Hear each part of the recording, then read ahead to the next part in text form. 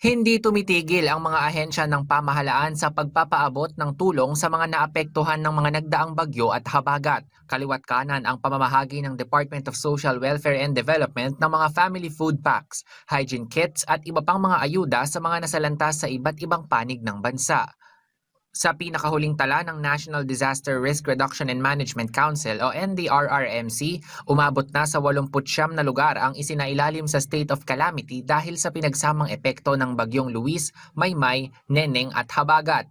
Apektado ng kalamidad ang 2.1 milyon na pamilya sa mga rehiyon ng Cagayan, Ilocos, Central Luzon at Bicol. Kasama rin ang Region 6 at 9 maging ang Calabarzon, Cordillera Administrative Region, Metro Manila at Mimaropa. Batay sa datos, 29 ang nasawi at 11 ang sugatan habang 3 ang nawawala.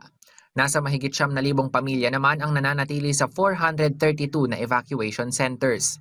Umabot naman sa mahigit 2,000 bahay ang nasira at tinatayang nasa 4.7 billion pesos ang halaga ng pinsala sa infrastruktura.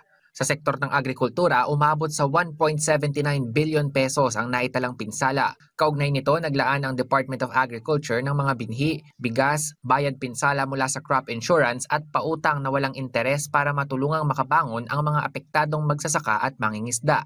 Samantala nananatili naman sa full alert ang DSWD at iba pang ahensya ng pamahalaan bilang paghahanda sa posibleng pagpasok ng panibagong bagyo. Carlo Candelaria para sa Bayan.